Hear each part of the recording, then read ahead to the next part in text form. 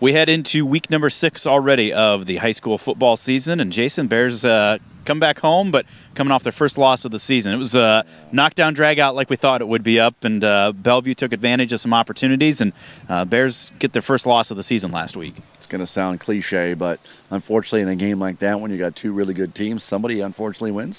Somebody fortunately wins, somebody unfortunately loses. And for the Bears, it's unfortunate they lost. But the good news is it wasn't the end of the season. It's the 5th game of the season, right, Stephen? Yeah. And so now they can look at every game basically as a playoff game. You win out, you're in the playoffs.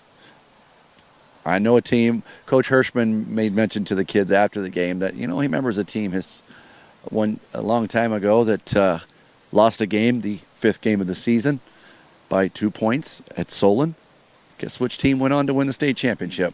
Actually, both of them did that year, but West Branch went on to win, losing one game. And, so things can happen, but we got to worry about week 6 first. Yeah, week number 6 first. And, it's an opportunity where, just some little things that translated to the difference. And, coaches in practice are always talking how, we got to do it consistently. We got to do it right. And it was just a case where a few of those things happened at the wrong times, and Bellevue took advantage of it to get the victory. And you give a kid, you put the ball in their playmaker's hands, which off a kick, put it in Trey Doherty's hands. And Trey Doherty, we heard it 5 times on that kickoff return because it was a fantastic kickoff return. He took it for a touchdown with 1 minute and 20 seconds left in the first half. And then his friend Uncle Momentum showed up, and from then on it was just we mentioned this on the podcast the other day, is that from West Branch was ahead 13-0. When Bellevue scored that punt return, from that point on, it was 21-6. Uncle Mo switched over, and Hunter Clausen took over, running the football. In the first half, he had 51 yards. In the second half, he had 130. So their playmakers came to play, and they did a good job. Yep. And it's one of those where, coaches say, hey, let's learn from it, but let's just move on from it. All of our focus is moving forward, and that is homecoming week. Nothing like a whole bunch of distractions and other things going on. Yeah, a little bit. I didn't know. Time or two. So North Cedar comes to town this week, though. So, get through everything that's going on during the week and get ready for that game again here Friday night.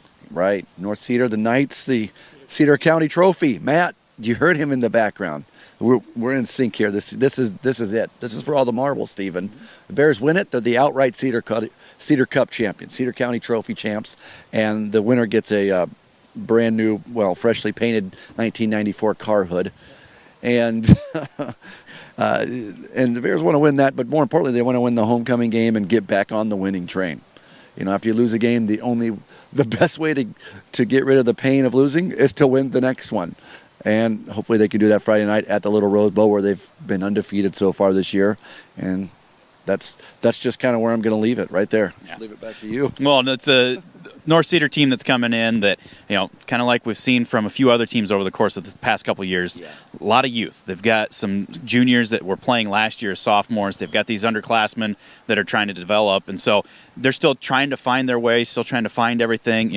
They've been piecing some things together. They're just looking for it on a consistent basis. And so, they've got a good running game. A couple of guys average over 100 yards per contest. Ethan Sarr, their quarterback, averaging about 165 yards per game, I believe it is. So it's just a matter of, North Cedar trying to keep themselves out of bad situations. So with that said, that means the Bears defense really wants to make sure that they get some pressure on there, make them uncomfortable so that they're forced to play behind the sticks, basically. We've played against 2 pretty good running backs this year, and Gage Hazen-Faber got it right this time. And last week, Hunter Clausen, 2 of the more productive running backs in the state of Iowa this year. Brody Hotry comes in. He has basically the same amount of yards as Tanner Lukowski in West Branch through 5 weeks. The funny part about that is if you look at the top 10 individual performances in a game, individual rushing performances this year, he's in the top 10 with a 302-yard game against Columbus Junction 2 weeks ago. So given the opportunity, given open space, if this young players, as you mentioned, this line that is really young, when they were given the opportunity, they made holes, and he took advantage of it at 10 yards a pop, over 300 yards. So it's there. So the Bears, you can't just come into this game thinking that they've won the last few years, right? Yeah. You can't do things like that. So they got to go into this game play by play, not worried about what's happened the last 2 or 3 years.